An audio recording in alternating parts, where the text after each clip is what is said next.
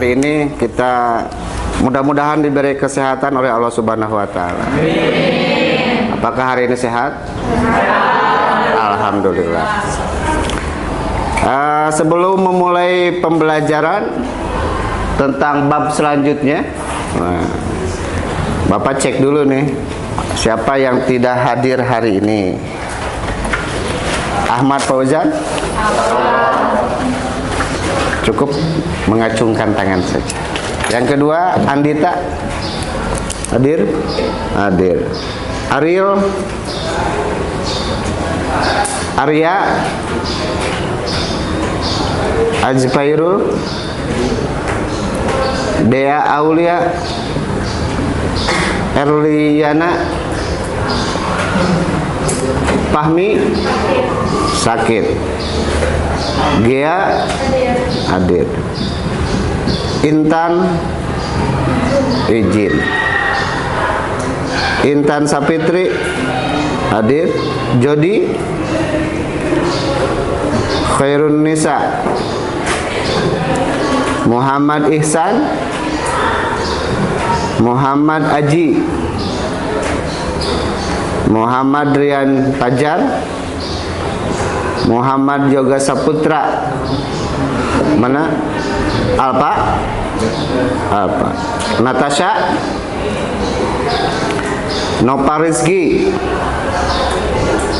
Rangga? Rani? Riani Febrianti? Rina? Salsa? Sarah? Selina? Seni? Cynthia? Sylvia? Siti Rahma? Siva? Apa? Pera? Wawan? Yunita? Andrian? Giza? Apa? Epa? Neng Nadia? Sakit. Rizky? Selvia Pebi? Siti Sayyidah? Tiara Maharani. Oke. Baiklah, berarti 1, 2, 3, 4, 5, 6, 7, 8, 9 orang yang tidak masuk ya. Materi hari ini kita bahas tentang iman kepada kitab-kitab Allah. Sebelum materi, apa arti itu iman? Apa arti itu iman? Cung, ada yang tahu?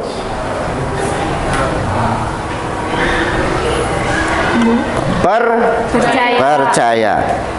Tong asa-asa derwe ya. Percaya gitu. Oke. Nah, iman kepada kitab Allah. Iman itu artinya percaya. Bapak mau nanya lagi. Rukun iman itu ada berapa? 6. 1, 2, 3, 4, 5,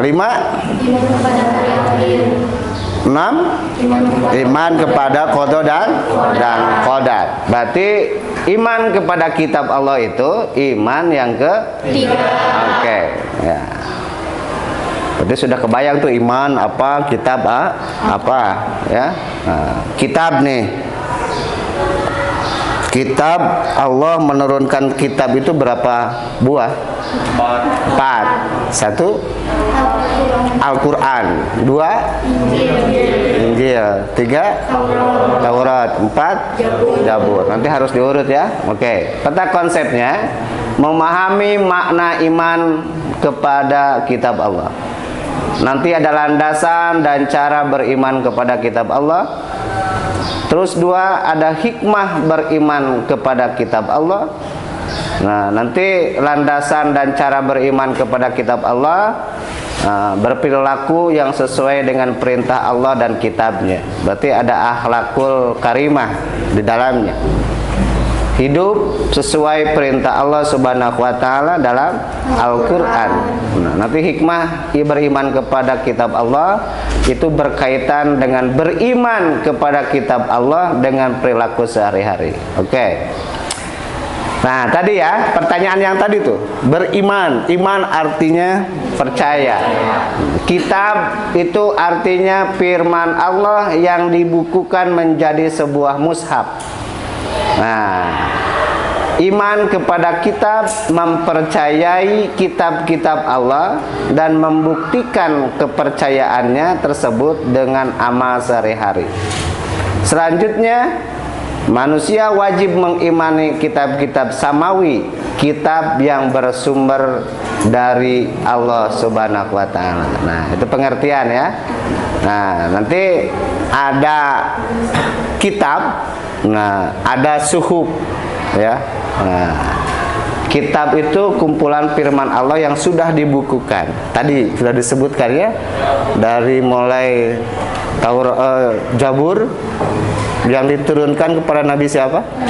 Nabi Daud. Ada kitab Taurat yang diturunkan kepada Nabi Musa alaihissalam. Ada kitab Injil, nah, yang diturunkan kepada Nabi Isa. Yang terakhir kitab Al-Quran yang diturunkan kepada Nabi Muhammad. Itu kitab samawi, terus dibukukan gitu ya. Nah, Al-Quran kan akhirnya terus dibukukan ya. Nah, ada suhuf berupa firman Allah namun tidak dibukukan, berbentuk lembaran saja. Nah ya, nah itu ya. Nah, sekarang dalilnya. Dalil beriman kepada kitab-kitab Allah. Nanti ada dalam surat Al-Baqarah 2:13. Dalil yang bersifat khusus perintah beriman kepada Taurat ada surat Maidah. Nah, nanti ada perintah beriman kepada Injil Al-Maidah ayat 46. Nanti ada perintah beriman kepada kitab Jabur yaitu Al-Isra ayat 55. Terus perintah beriman kepada Al-Quran. Nah, oke, kita bahas dulu tentang Al-Quran yang menjadi kitab penyempurna dari semua kitab. Terang Al-Quran? Tahu Al-Quran? Suka membaca Al-Quran? Alhamdulillah gitu. Baca Al-Quran. Ini ada kita hikmah membaca Al-Quran. Oke, keistimewaan Al-Quran. Kita bahas Al-Quran dulu. Sebagai pembenar kitab-kitab sebelumnya, bukan berarti kitab yang dulu salah, ya, tapi membenarkan. Jadi tatkala ada perintah-perintah yang samalah dalam Jabur, dalam Taurat, Injil dan terakhir. Al-Quran itu penyempurna. Jadi kalau ada syariat itu disempurnakan. Tatkala dalam kitab lain, misalkan tidak ada pelarangan tentang khamar gitu kan. Nah, bersifat kalau perintah puasa itu masih bersifat umum tidak khusus. Tapi di dalam Al-Qur'an dikhususkan, diperjelas.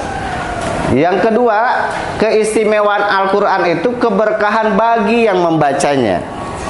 Kan ada riwayat gini kan. Satu huruf kita membaca Al-Qur'an, nah, itu pahalanya 10. Kalau kita membaca alif lam mim itu berapa huruf? 3, alif, lam, dan mim. Berarti 30 kebaikan. Luar biasa ya. Nah, jadi berkah. Jadi kalau sekolah yang mau gampil ya, sukses dunia akhirat, banyak kan membaca Al-Quran. Jadi tong sampaikan, jangan sampai kita cek orang Sunda mah teu wawuh kenal Al-Quran teh. Panggil kita Ramadan we unggulnya. Hari-hari biasa dilupakan, jangan sampai seperti itu. Oke. Yang ketiga, keistimewaan Al-Quran itu membuat daya tarik orang yang beriman untuk mempelajarinya. Karena bahasa Al-Quran itu luar biasa, ya, luar biasa. Kalau kita mempelajari satu ayat, nanti akan terangsang untuk mempelajari ayat yang lain, karena berhubungan. Selanjutnya, memberikan ketenangan jiwa. Nah, ada yang suka galau? Ada. Suka galau? Nah, banyak. Galau kunaon sih? Tegadu acis. Nah, memberi ketenangan jiwa. Banyakan membaca Al-Quran. Mau galau, ya. Oke, selanjutnya memberi syafaat kelak di hari kiamat. Ya. Barang siapa yang membaca Al-Quran, Al-Quran akan memberikan syafaat nanti di yaumil kiamat. Jadi bakal menjadi penerang di alam kubur. Alam kubur teh poe apa ada abi mendak mawa patromak we ka jero nya tenan. Nah, jadi poe gelap gulita. Sorangan dinya. Nah, gitu ya. Oke. Yang terakhir, terjaga keasliannya dari perilaku orang-orang jahat. Al-Quran dijaga, walaupun di otak-atik tidak akan bisa, karena bahasa Al-Quran itu luar biasa. Orang otak-atik misalkan alhamdulillah raganti we alhamdulillah masakannya nggak bisa. Nah, jadi bahasa Al-Quran tidak bisa di otak-atik, ya. Beda dengan nama-nama orang Sunda, ya. Di Sunda ngaran Ici, pindah ke Jakarta, nah jadi naon? Jadi Maesaroh gitu ya. Beda ya, Jessica ya. Makan jeung peda misalkan ya. Nah. Oke, selanjutnya. Nah, ketentuan beriman kepada kitab Allah. Oke. Macam kitab Allah. Yang pertama ada Taurat, diturunkan kepada Nabi Musa menggunakan bahasa Ibrani. Umat yang menerima adalah Yahudi. Kitab berisi 10 perintah Tuhan. Tempat diterima di Tursina, berlaku abad 12 sebelum Masehi. Nah, kalau kitab yang lain mah kan ditentukan ya, iya aya berlaku na aya titi mangsa. Jelaman lebih tahun sekian tidak terpakai deh. Ya. Tepat di Tursina. Tursina itu negara mana? Kalau gua ke Jabar dia, tapi kan dia kata Tursina. Ya, Tursina ya. Nah, Yahudi. Wawuh jeung Yahudi. Nah, untuk Yahudi ya. Aya nama Yahudi terkenal dengan negara Israel. Ya, kitabna teh ieu Taurat. Palama kitab Taurat ini digunakan oleh orang-orang Islam. Masih orang-orang Islam.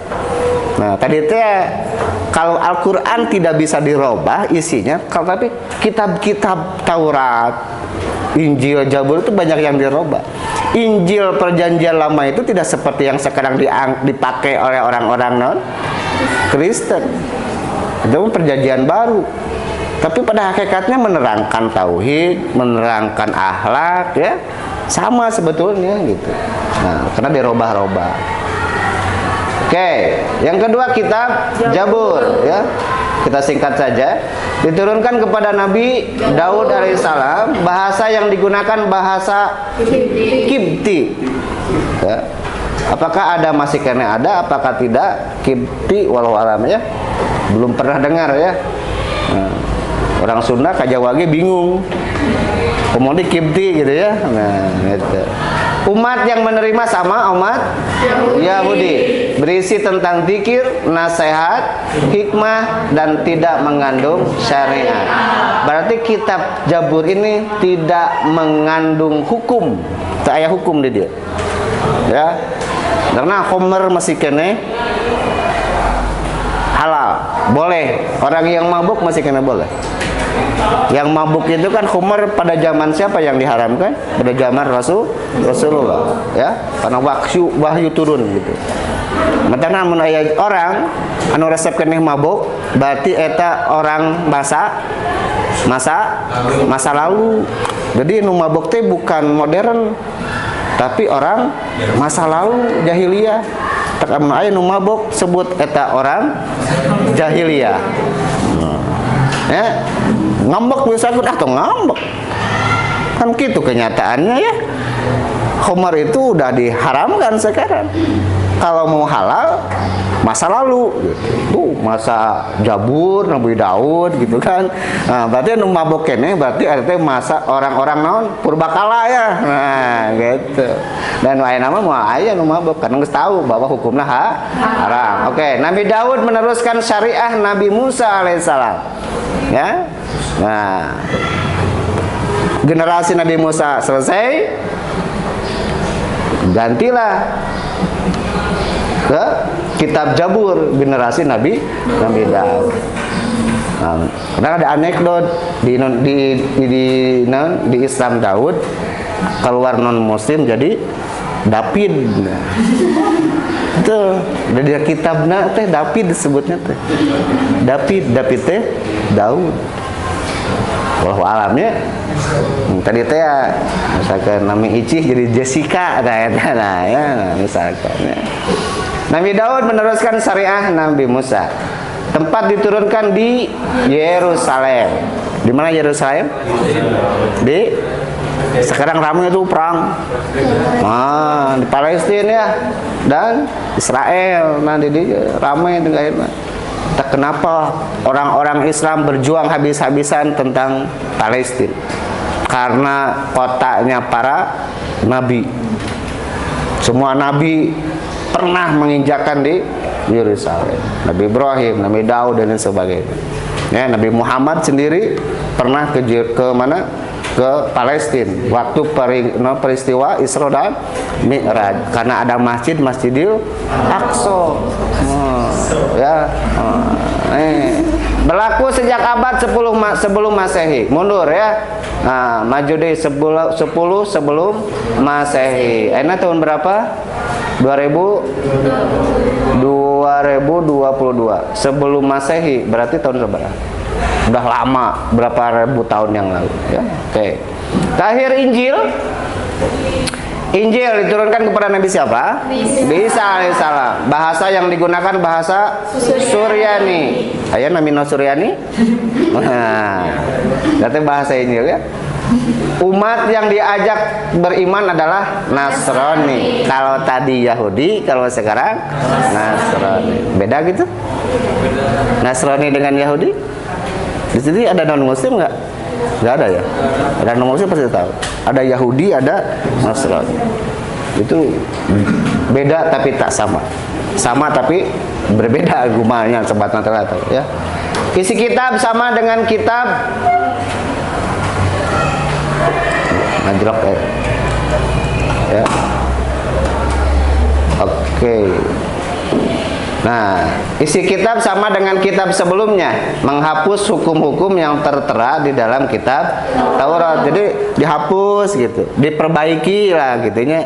Nah, diturunkan di Yerusalem sama berlaku sejak 1 Masehi sampai 610 Masehi. Ya, baru-baru ke sini ya. Karena sesuai riwayat Nabi Isa itu tidak meninggal dunia. Nanti akhir zaman Nabi Isa itu akan turun lagi ke dunia ini. Oke. Yang terakhir Al-Quran diturunkan pada Nabi Muhammad SAW berbahasa Arab. Aya apa dengan bahasa Indonesia? Itu mah terjemah ya. Nah, bahasa Sunda itu mah terjemah. Sudah mulai komplit nih Al-Quran. Isi kitab akidah, ibadah, akhlak, muamalah, munakahat, jinayah, siasah. Apa itu siasah? Politik, ya. Politik di Al-Quran juga ada. Sejarah, hubungan internasional, dan ilmu pengetahuan. Ada gitu ilmu pengetahuan dalam Al-Quran? Ada. Ya, inna fi khalqis samawati wal ardi wa ikhtilafil lail. Itu kan prinsip ilmu fisika. Pergantian siang dan malam. Nah, dijelaskan dalam Al-Quran ya. Nah, terus tempat 13 tahun di Mekah, 10 tahun di Madinah. Berarti kalau gini, Al-Quran diturunkan oleh Allah berangsur-angsur. Berlaku sejak 610 Masehi sampai hari kiamat. Berlaku kan kayak ini. Itu dirubah-rubah. Ya, turunnya berangsur-angsur. Pertama turunnya adalah surat apa? Al-Alaq ayat 1 sampai 5. Iqra bismi rabbikal ladzi khalaq. Diturunkan di mana? Di Gua Hiro. Gua Hiro itu posisinya ada di Mekah ya. Lupa tidak dicantumkan itu Gua Hiro kumaha sih bentuknya gitu. Ya. Jadi kalau amang ziarah ke Mekah, amang ke Gua Hiro. Lumayan naik sekedik lah ya. Gua Hiro. Oke. Itu ya. Nah, sekarang cara beriman kepada kitab cukup hanya meyakini kebenaran kitab suci. Kita yakini bahwa Al-Quran mengimani semua yang ada dalam Al-Quran. Ya, Al-Quran terdiri dari berapa juz? 30 juz, berapa ayat? Yang meriwayatkan 6.666 ayat. Ya, terus berapa surat? 114 surat ya. Mudah-mudahan hafal lah, niat dihafal ya. Mudah-mudahan hafal, dipahami dan direfleksikan dalam kehidupan sehari-hari. Tidak membeda-bedakan antara kitab suci satu dengan kitab suci yang lainnya. Yang 4 kitab suci tadi itu samawi, turunnya dari Allah Subhanahu wa taala, makanya kita wajib mengimaninya. Yang terakhir menaati isi kitab suci dalam kehidupan sehari-hari. Kita belajar ya, refleksi isi dari Al-Quran. Al-Quran memerintahkan kita sholat, berarti kita harus melaksanakan sholat. Al-Quran memerintahkan kita berzakat, berarti kita harus berzakat. Dari dalam Al-Quran biasanya bahasa sholat itu dengan zakat berdampingan. Wa iqamus sholat wa ita'uz zakat. Biasa seperti itu. Al-Quran menyuruh kita berpuasa, berarti kita harus melaksanakan puasa. Al-Quran melarang kita berjudi, berarti kita meninggalkan hal yang berhubungan dengan judi. Dengan khomer, dilarang, jelas ya. Nah, jadi ditinggalkan hal-hal yang begitu. Nah, sehingga refleksi akhirnya kita menjadi orang yang bertakwa dari pandangan Allah Subhanahu wa taala. Takwa itu menjalankan perintah Allah dan menjauhi apa yang dilarang oleh Allah. Ada pertanyaan? Ada pertanyaan? Berarti kalau tidak ada pertanyaan, kalian paham. Duka paham, duka liar. Nah, ya, kalau ada pertanyaan nanti dalam pertemuan yang akan datang kita bahas. Siapkan pertanyaannya masing-masing. Mungkin untuk pertemuan hari ini cukup sekian. Mudah-mudahan bermanfaat. Kita tutup dengan bacaan hamdalah bersama-sama. Alhamdulillahirabbil alamin. Wallahul muwaffiq ila aqwamit thoriq. Assalamualaikum warahmatullahi wabarakatuh. Waalaikumsalam.